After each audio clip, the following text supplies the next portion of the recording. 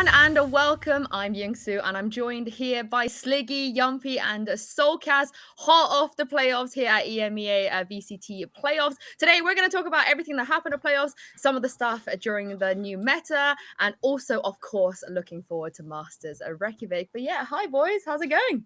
Feeling amazing, confident. Pretty good. Yeah, it's going well. Good to be here. Yeah, it's good to see you guys now. Like I said, let's start with playoffs here.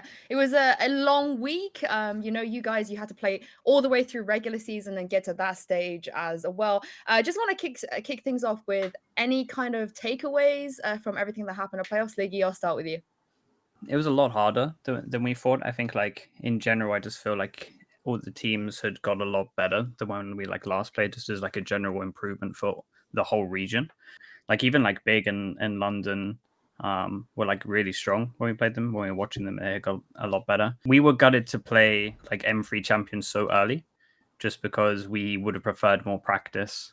Going into it, playing them first was a bit brutal for us. We kind of would have liked to have played them a bit later, but it wasn't too bad. I think we started off pretty slow, but then got a bit better. But I mean, the whole tournament was pretty close. It came down to a few deciding matches. So. Yeah, I mean, the regular season was quite close as well. And Dom, I wanted to ask you about what it was like when it wasn't kind of up to your own fate anymore. You had to wait for other people to win and lose. And you guys, at some point it was a little bit out of your control. I think quite a few teams had to go through that. Oh god, I remember that match. I think it was against FPX and Navi, and it was the final map. I think it was on Icebox, and I remember we had a scrim that we were going into, and I remember that scrim just went out the window. We were playing, and it was we had a joke where it's we had the main Twitch stream on our first monitor, and we had the prac on our second monitor, because we were just watching constantly, because it was literally it depends on who wins this match if we go through or not. And it was just so nerve-wracking, because it literally, the game ended 13-11. So it was probably it was the funniest and also the scariest time of when we had to scrim and watch the game. You got to feel what it's like to be in my shoes for a bit, just watching the game out of control. Yeah, they're all very nervous. Because we're literally if we lose, we're just hanging up the mouse and keyboard right now during this prac. We're just gonna start running it down, because we're gonna be out. It's damn it. Going through playoffs as well, Jamppi. First game, you had to go against G2. G2, I feel like they kind of went on an upwards trajectory, but at that point, they weren't super, super strong yet. So what did you make of that best of three? Yeah, I think we played it good, and to be honest, I don't remember much about that game that we should have closed 2-0 already in the Icebox game. I think even though we didn't have the best preparation on Icebox, I think we still played it pretty good and lost in the overtime. But yeah, in the end, I think we were pretty confident on the two maps that we won, and it was a great win, definitely. And Sliggy, you were watching that game, as you said. Sometimes you can't really do much about it, right? So what were your feelings when you had to go and play map 3? Yeah, it was it was a fun game in general, honestly. It was because it was the new patch, and everyone had loads of just you didn't really know what to expect from both teams. So as both teams were just going in kind of a bit blind, because everyone knew that most people were going to switch out Astra. So yeah, it's kind of nice that we got Split and Haven, so we got brand new comps to show. So we felt kind of confident, even though we literally had 1 day practice on pretty much every map just because of the time constraints. But yeah, it is close, and I think this. It's been proven this is the best G2's ever been. So yeah, it was definitely a good win. We were feeling pretty confident after this game for sure. I do want to talk about the new patch and comps and stuff in a little bit. But for now, of course, you just beat G2. It wasn't the easiest game. You guys made it through. You've got FPX next, a team that you probably had more time to prep for, right? Because they were already kind of in that slot. They didn't have to play for play-in. So talk me through what happened there, because I think a lot of people on paper, given everything that was happening to FPX, I think kind of expected you to come out on top with this one. How are you guys feeling about that one? So at least for me, I know I was a little bit worried, because FPX are probably the at least in EMEA, maybe in the world, they're the hardest anti-strat team. And then we had gone and shown 3 maps already with the new comp, and then we only had 1 day's practice on it, so we weren't the most. It was a little bit one-dimensional, our stuff. So to show it all so early, and for them to be such a good anti-strat team, I was a little bit worried. But I thought because they had a stand-in, it would have been fine. But then yeah, they just played incredible. So yeah, it didn't really work out. Yeah, FPX was like our kind of like I guess kryptonite for like during this whole like the last year and the year before. It's like we always played FPX and it was always like such close matches. There were always like overtimes. Like the matchups were always like so close. So we had a feeling like that it was going to be a close match, but obviously because they had like a standing, it was like an unfortunate situation. Like we thought maybe it wouldn't be up to the usual level, but they like went above and beyond. Like they were still incredible. Do you feel the same, Jamppi? And also, when it does come to kind of preparing for this team, I know, you know, a lot of stuff that goes on with Sliggy when it comes to the comps and strats and stuff. What about you, Jamppi? What is it that you kind of do in terms of preparation, again, against a team like FPX?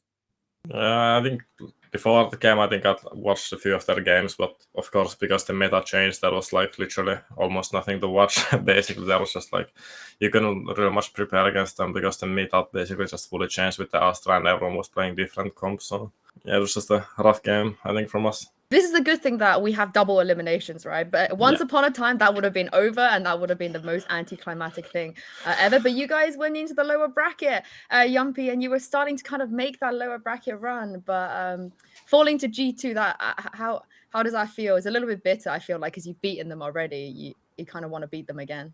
Yeah, definitely. You always know when you beat one team once, they come back usually stronger and maybe more prepared, like mentally and like tactically when you wanna like get the revenge before. But I think we were still pretty confident going against G2, and I think there was just like some misplays and miscommunication stuff that maybe caused us the game. And of course, they played with a huge confidence, and a lot of stuff was like working for them. So it's just a bad game from us, I would say. I'm going to bring the mood down a little bit. We're obviously going to talk about how you ended up qualifying a little bit later with the situation. But at this point, Dom, I know you guys all tweeted how kind of heartbroken you were, how close you guys came to this. So, you know, how does this compare to maybe some of the other situations you guys had to go through? Was this the most heartbreaking time for you? I would say probably the most heartbreaking was the loss to Gambit back in Berlin. Back for the Berlin qualifiers, because we knew if we beat them, then we would automatically be qualified to champions as well. So it's like a 2-for-1. And I think because the game literally ended on an overtime as well on Icebox, it was definitely like, for me, it was probably the most heartbreaking game because that meant so much. But then this one also like was kind of hard as well because we kind of just got blown out for like a qualifying match to a LAN. And we didn't even put on like a fight, and we just got owned basically. So for Masters 3, I felt like we played so well that we deserved. Like I felt like both teams deserved it. Right? Yeah. They played well, we played well. But, like when you look at us against G2, I felt like because we didn't show up, I think it felt easier to handle because, like for me, we didn't like perform well enough, so we didn't deserve it. So like I don't know, it felt harder for that other game because it felt like we deserve it. But then when I was watching this series, like we don't in my mind we didn't deserve. Like we didn't look good enough to go to Iceland, basically. Wow. I mean, thank you for sharing that, guys. Obviously, I didn't want to make you revisit the Gambit game, but that was, oh, you had it. You had it. But anyway, yeah. Mixwell put out a tweet over the playoffs. I'm sure you guys have seen this, kind of starting a pretty important and interesting dialogue, I would say. I wanted to get your guys' take on it because you guys have also played a fair few kind of matches where it's seeding, regardless if it's going to playoffs or seeding for Iceland last year, for example. Now, having seen the bracket as well going into Iceland, how important do you guys feel like the seeding games are? Because I know at this point we're kind of like beating a dead horse at this point because we theorize like, oh, this team might be saving strats. It's a new meta. They don't want to show everything, or like this team is just mentally checked out. But what's your view on this? I'm kind of surprised how much like the top seed weighs because it's never been like this before. Like how important the first seed is now. I guess they kind of like wanted to put into people's minds that like seeding matches like aren't just for a match just to run around and just not care. Because they're probably kind of getting annoyed at some teams that were doing that. So they wanted to like set a standard that like seeding matches do matter and you still have to try for like every match. I know most teams would still try, but there probably are some teams that probably like not try as hard. So I think, yeah, it was kind of surprising like how they literally skipped like half the tournament for coming top seed. It's like polar opposites, right? They just went from like one extreme to the other where honestly, I would feel like it didn't matter. Like when we qualified for Iceland last year, like the difference between us and there's only two, right? Us and Fnatic, like there was no, it didn't matter really for the seeding at all. It's just different groups. Whereas now it's just like, it's huge. It's the most, it's it's the most impact it's ever had. Like you skip, you don't get to play 3 matches, you get to watch all your opponents, and you're already in the top 8. Like it's giant. It's such a, I think it's good to have like meaningful seeding matches, but maybe it's a bit too much. I'm not sure. I agree with that it's a little bit too much, but I think I also agree with the fact that it kind of goes both ways, because then the teams who plays the games, who are like, they have already played 3 games on the stage, they have more experience how the setup works. I think like Vanity tweeted about it, that it also goes like both ways, that if you make it like through of the group stage, then you're like more prepared maybe for the upcoming matches, because you know how the setup, how the environment basically around you looks like, and I think that's also like a good experience. How seriously have you guys taken seeding matches? I guess in the past, because like you said, this is a bit newer. Just honestly, like, do you try super hard? Yeah, we honestly. So if we're going to look at like our seeding matches that we've played, if we go back to literally like a year ago, you'll even see in like the vlogs that we do, like we didn't even like, once we knew who qualified, we didn't even like properly celebrate until we had like actually like beaten Fnatic and got the first seeding. Like we used everything, we showed everything. Like we just really wanted to kind of, we felt like we deserved, and like we owed it to ourselves to just prove that we can be like the best in EMEA, like back then. That's good to hear, because we never want teams to kind of, like you said, just run around and troll. But on the other side of this, though, we saw some pretty kind of uncharacteristic performances from teams through playoffs. Obviously, once Fnatic qualified, they completely just, I think, lost it in a way. Similarly, if you see what Shados was saying, once they kind of had to play that many overtimes against Fnatic, after that they just checked out a little bit. Is there kind of a serious maybe burnout or maybe kind of mental issues here that you guys might have experienced or you can empathize with when it comes to that? At least for me, like this whole qualification like section, like the group stage and the playoffs with the meta change and how much we had to practice in between, like it was brutal. I would say like we were doing like 6-7 days a week.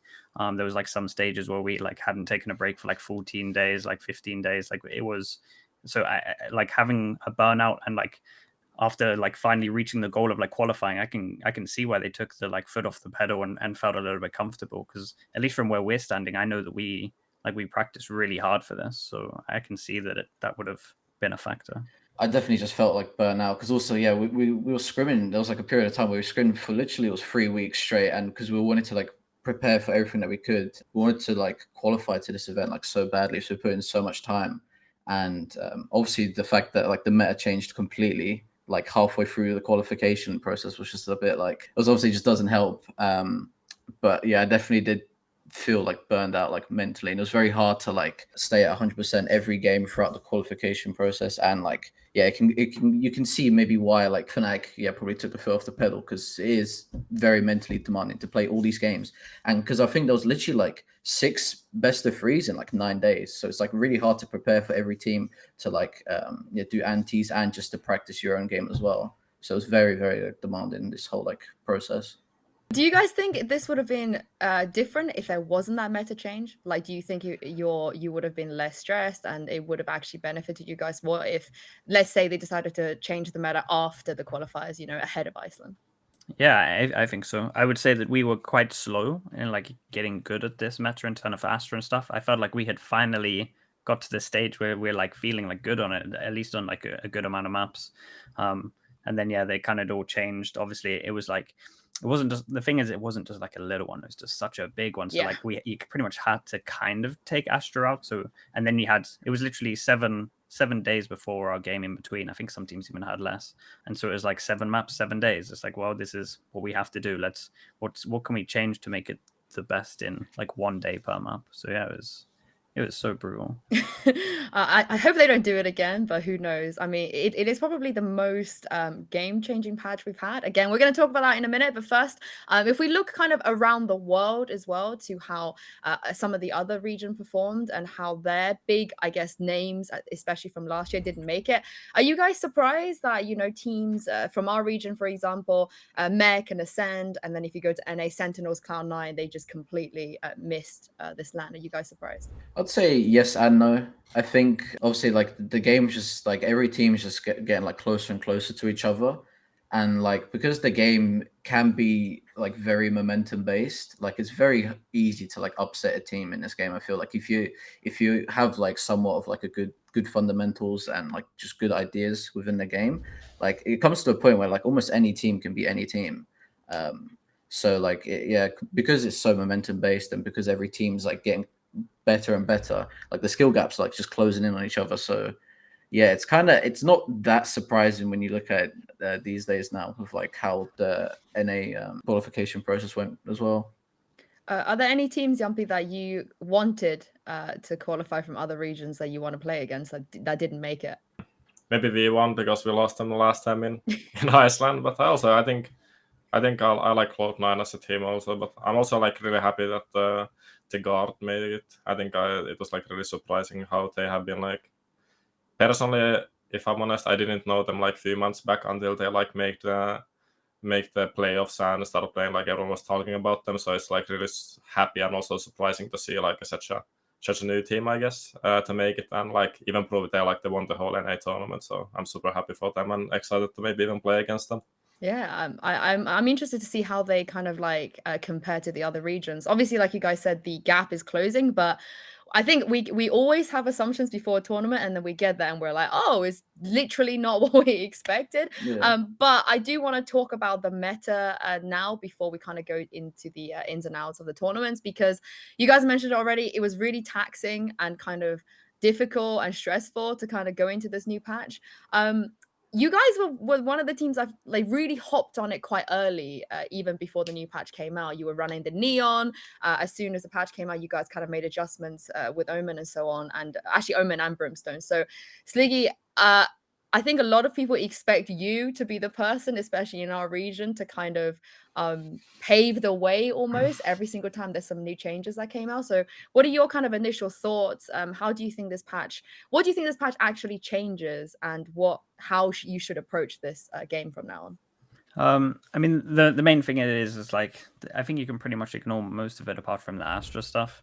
Because like that, the big thing is like the Astra enough. It just means that it's just like it's still viable on maybe a few maps, but like it just means that it's maybe a bit easier to get onto sites. There's less pressure, and you can kind of just burst a bit more, or like walk out more.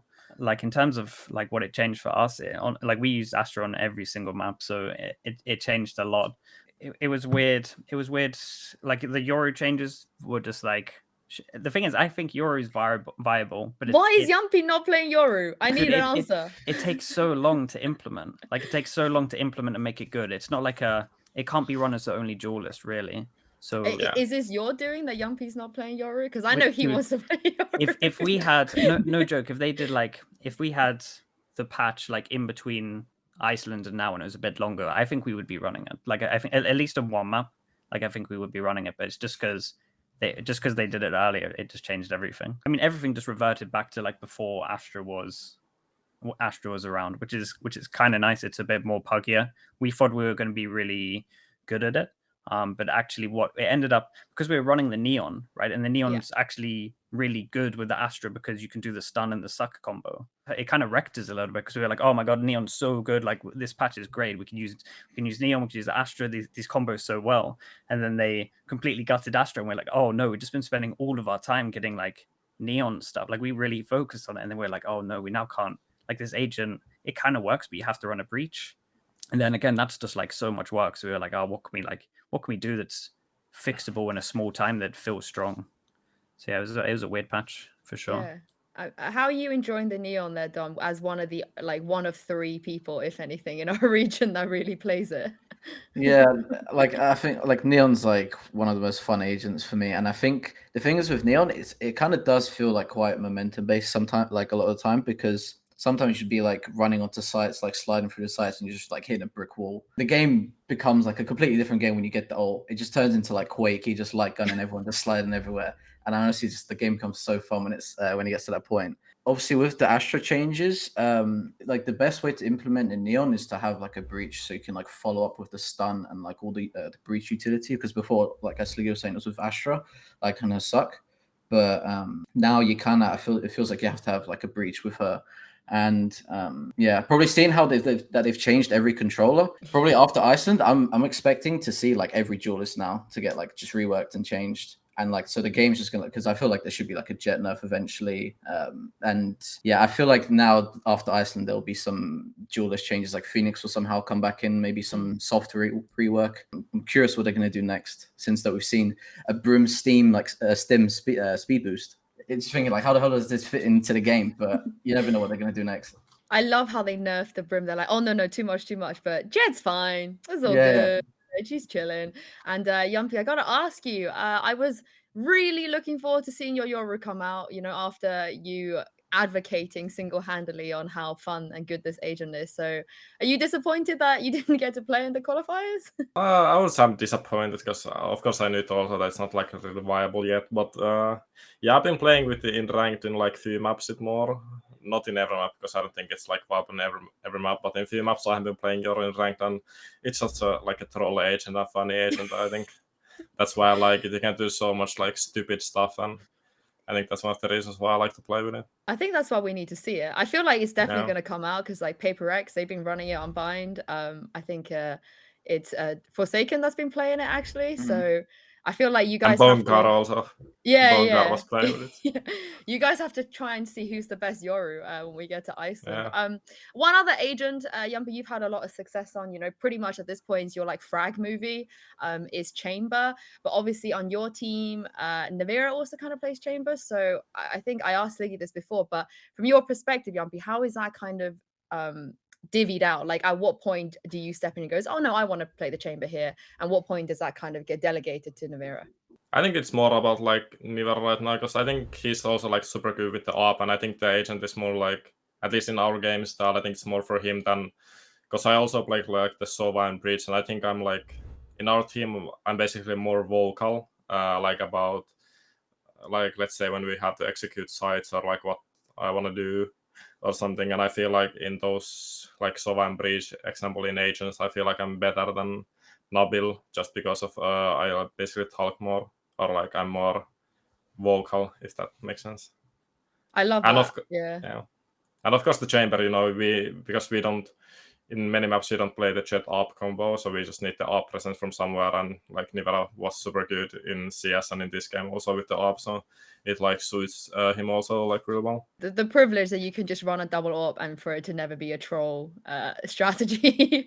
Yeah, I'm very sorry ahead of I'm very sorry, Sliggy, I have to show you this. This is Tom Biz made a meme about the strat development of Team Liquid. As you can see, there's a bit of a cycle of making a super comp, flexing individual skills.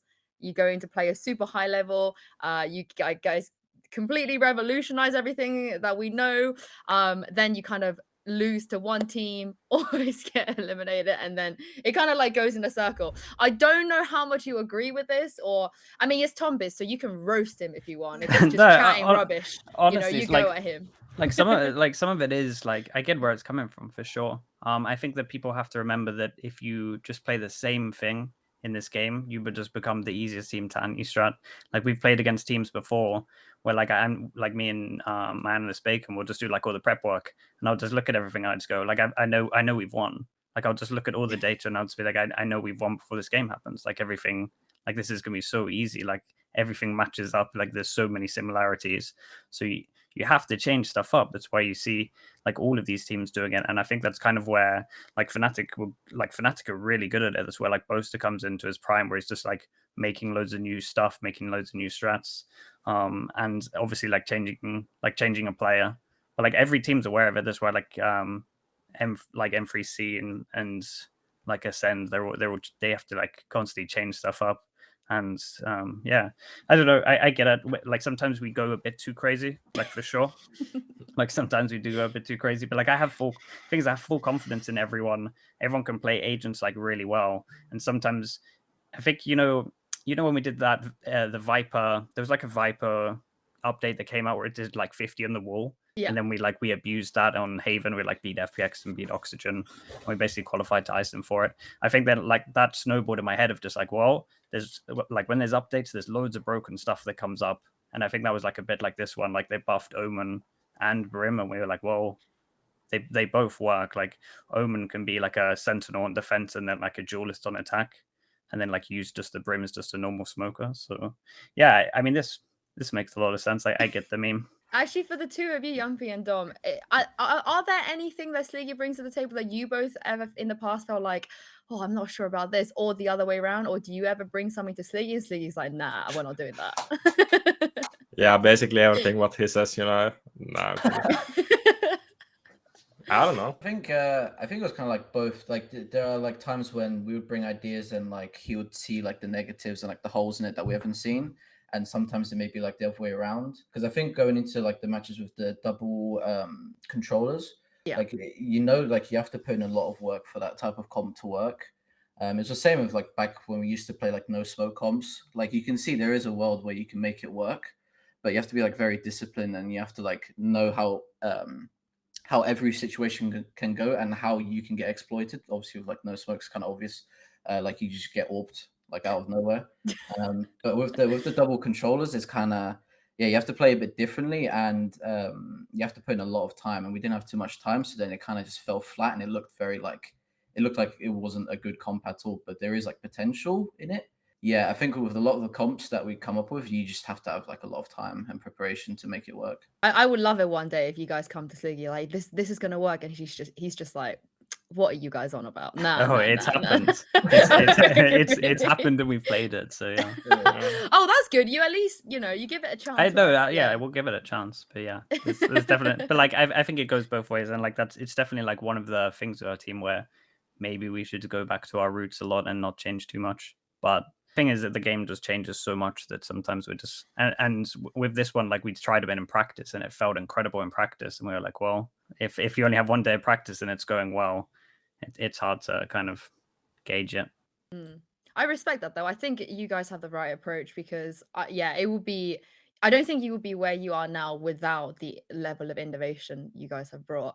But looking ahead, obviously you guys will be attending Masters Reykjavik, but under I'd say pretty unexpected circumstances. Obviously FPX they did win the tournament in our region, but Riot announced that due to a whole bunch of issues they aren't able to attend, so you guys are going in their place. So I do want to kind of just talk about this elephant in the room because I'm not sure about the other esports titles, but this doesn't happen very often. It's a very unique situation. So, Sliggy, when you guys found out the news, what were your kind of initial feelings? And is there anything that you want to say to FPX and the players as well? Yeah, I mean, on just us, we didn't want to qualify like this. Like we all had a talk afterwards. We're just like, we don't deserve to go there. Like after the game, when we thought that we like weren't going, we're like, we don't deserve to go there. We need to improve all of this stuff.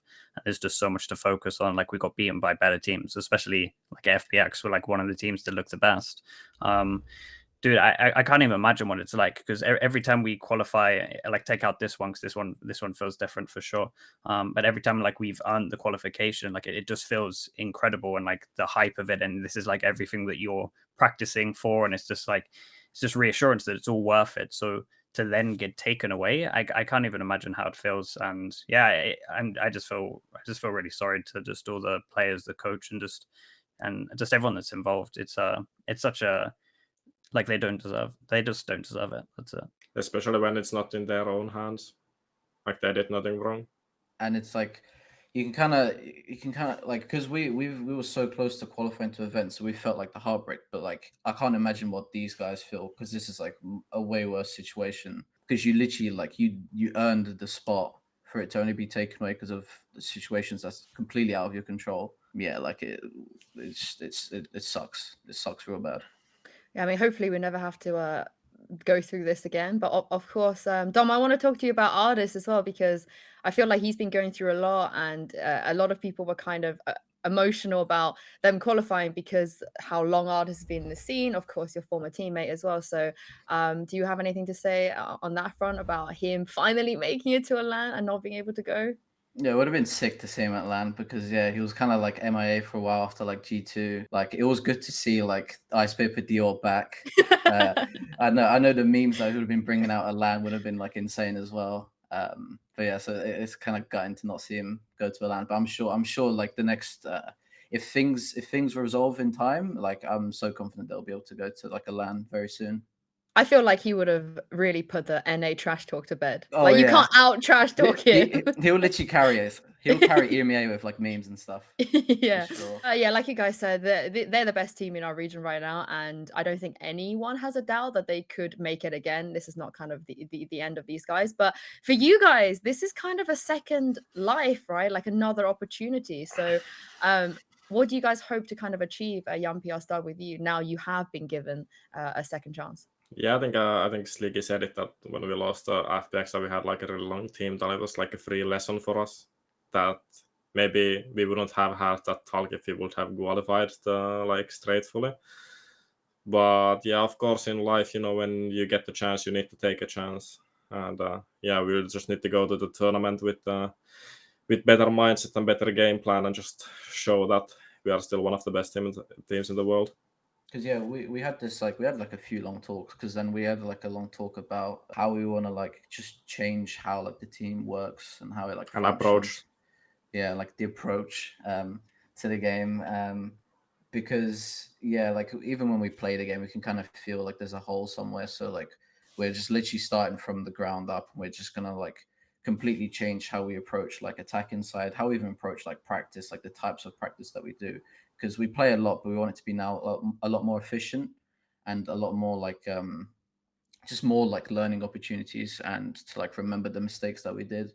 So like yeah, so hopefully we'll show like a new face for Team Liquid at Iceland. Oh, I like that. I'm looking forward to that, guys. Let's talk about Iceland a little bit more, because 11 out of the 12 teams in the time of this recording have qualified. I kind of want to go through the regions and just get your thoughts on all the teams and who you think is going to be a strong and going to perform at LAN. Obviously, we're going to have to start with the best region in the world, EMEA. Yourselves, Fnatic, every single time you and Fnatic, you just hold hands at every LAN. Like you either both don't make it or you both make it. Yeah, maybe it was destiny after all. Yeah. And G2, of course, these three teams going. How do you fancy EMEA's chances? Do you feel like they're going to be as strong as, Masters last year and Champions as well? I think we're pretty strong. I think at least from the beginning of this year, dude, it was so weird when we started the beginning of this year. We practiced, and it was like we were playing games in like Ascending Guild, and like a Gambit felt incredible, and we we're like, oh my god, this is gonna be really tough. So it's crazy that those three aren't there, honestly, from like where we were in January. But in terms of like G2, this is the best form they've ever been on. Fnatic, this is where they perform, and us at the moment, I would say, well, like we just have a lot to prove, like of them and with us. So I'm confident. I'm confident that we're bringing like really good teams. But yeah, like EMEA is so close that I think like any of the kind of 6 teams that I just mentioned there can like win this event. So yeah, we just got to prove it. But definitely G2, this is like the best they've looked by far. I agree with what Sliggy said. I think the EMEA has I think all of us, like 3 teams, have the potential of the team to win the whole tournament. So I do feel like FPX, if it would be the strongest team if like FPX were there as well. Like honestly, I do think if they continued to play how they played, like they would have been massive favorites to win this event, like by quite a margin in my mind. Yeah, I mean, if we head to North America, however, they feel completely different. Almost every NA analyst and even fans I've been speaking to are saying that they've never been so confident in the 2 teams that they're sending. They firmly believe that these 2 are the best, not just in NA, but in the world right now as well. Jamppi, I know you mentioned the Guard earlier, but what do you make of them and Optic as well? Yeah, I think Optic has proven it already like before, that they're like a super good team in Masters Beer, and they reached the final, and now they got like the new upcoming, and they won the whole thing and beat like many super good teams. So yeah, I'm excited. I'm super excited, especially for the God, how they perform in LAN, because I think they don't have much experience like from before, if I'm not mistaken. So it will be like fun to see, and I think Optics just has the capability of winning the whole tournament, and they have shown it before. I was just going to say that I think like the main difference probably with NA and EMEA in this tournament would probably be like the experience, like playing on stages and stuff. Like obviously the Optic, like they have plenty of experience, but it's the Guard. Like that's going to be their only weakness. Other than that, they're such a solid team, and I think like from now on they're like the role model team of America. Like I think now every new team, every new player is going to literally look up to the guard because of how they've qualified to this event and how they've become the best team in America. Like a few months ago, like people weren't really talking about them. They were playing in like just like open qualifiers and like small, like people like to say Mickey Mouse tournaments. But now, yeah, they're literally like the best team in NA. So I think literally every team is just going to look up to this team. And I think the work ethic is going to change now in NA because hopefully it just shows that like this is what happens when you actually put effort in. Like you can be the best team. You just have to like make sure you have 5 like hardworking, like right-minded individuals, and you can just literally do anything. Trend helps as well, you know. And you basically have like the Zywoo Valorant yeah, team, so yeah. If you can have Trent on your team, I think that's pretty good. Actually, looking at the way, obviously we know the format now and the groups and how that's going to work, there's a pretty high chance that you're going to be in the same group as Optic, unless we do a thing where we troll and put Fnatic and Liquid both in the same group, like they did with Ascend and SMB. So yeah, there's a pretty high chance that you might be in the same group as Optic. How do you feel about playing against them? Yeah, I think it's a good matchup. When we've played them in practices before, when they've been at the other lands, it's always been like super close. They're a really good team. I would say, like going back to the NA thing, this is the most. If I was an NA like fan, would be the most confident I would feel sending these 2 teams. They look by far the best NA's ever looked. So yeah, I think Optic are a sick team. Yeah, the Chamber's really suiting Yay for sure. There's a good amount of data, so hopefully that'll help, and hopefully they don't change too much up. But yeah, they're a strong team. But I think the matchup with us is like always really, really close. So I think it's a good matchup for us. So yeah, I think I would prefer to have Optic than Fnatic in our group, honestly. In a sense that they're an easier opponent, or in a sense that I feel like we match up better, like against Optic, honestly. And I think we have played against V1, Sentinels, and Cloud9, so those are like almost all the top like NA teams. So we haven't yet played against Optic, so I would really like to play against them. Hopefully you get them in your group, because I feel like if you don't have them, that means you would have to be in a group with Fnatic, which it's just a bit sad on an international tournament. But looking at, I guess I'll go to the East now and looking at some of the APAC, Korea, and Japan teams. Of course, DRX making it back again. I don't think anyone is super surprised about that. Zeta too, and then you have PaperX and Xerxia as well. I'll start with DRX because I think since the dawn of time, Vision Strikers has always been kind of the team that everybody looks to. I know they've changed their name now. Obviously, they've had a couple of roster changes as well. I don't know if you've been able to watch their games, but do you still feel like this is the kind of meta setting, innovative, almost flawless team that used to be Vision Strikers? Yeah, pretty much. Like honestly, they're just crazy drilled. Like that is it. If you want to watch the best utility usage there is, you just watch these guys. So yeah, I mean they have a very high chance again. I know they're super hard workers. They're like one of the teams that you probably don't want in your group because it's like it will be interesting to see how much of the meta actually affects them with them having to change stuff up. That might be like a saving grace against some of this stuff. They'll have to change a lot of stuff up, I think. So that might be the saving grace. But yeah, these guys are just the kings of utility usage. So and I guess I'll move on to APAC and Japan as well. I'm a big fan of APAC. I think they're a little bit underrated. They've performed, right? They've been performing at LANs. PaperX obviously weren't at champions, but they've made it back now. Jamppi, I see you nodding your head, so I'm assuming that you agree. Yeah, I think so. I think was it Secret who made like the quarterfinals and everything in Champions that I would say not many people expected it before, and I think they have really good stuff, and I think it's going to be interesting to see what they bring again. So I think I've been also like really, it's like I think their like game style is like super fun and enjoyable to watch, like really like entertaining. I want to ask you guys what you make of the PaperX bind comp, which is Yoru, Breach, Sky, Brimstone, Raze, I believe. We're gonna steal that one. Yeah, we're not in a position to talk about comps, so I feel like we have to say it's fantastic. It's one of those ones that young people want to play. So yeah, I mean, you just be flashed forever, and you just Dom, Yeah. go in. Double satchel. He has 8 flashes. Go kill double C4 judge. Yeah, exactly. And I guess lastly, if we kind of move back over to the west, Loud and Crew against. I feel like so many people want to play against Crew. Everyone's either got kind of a grudge against them or they just want to prove themselves after what happened at Champions. What do you guys think about these two teams? For this, I haven't watched Loud. But everyone is like really hyping them up. So Yeah. it's definitely a team that I need to watch. Apparently, they look incredible from what Yeah. I've heard. Yeah. And Crew, again, I feel like we match up well against them. So I'm kind of super down to have them in our group. That would be nice. I think they're a crazy strong team. I know that they have because they've lost to us twice, so they definitely have a lot to prove. So they would be super pumped for it. So I'd kind of be down to have that rematch again. But yeah, I definitely still, I can't really comment on Loud. I haven't watched them, but it's on the list to do. I've heard incredible things. Yeah, Loud looks like just a team that are just like so explosive from like a few like matches that I've seen. Like they just send it and get in your face, and like they look really like dominant in Brazil right now. So we'll see how they do. I think this is probably the best Brazilian team that's been sent to like an international tournament. So I'm super pumped for them. Yeah, I agree. I feel like it's a pre-Iceland thing. I remember last year, pre-Iceland, everybody was raving about Brazil, and I think you guys are both right. This probably is the best team. They are sending. Jamppi, I want to ask you. Actually, I want to ask all of you, but I'll start with you, Jamppi.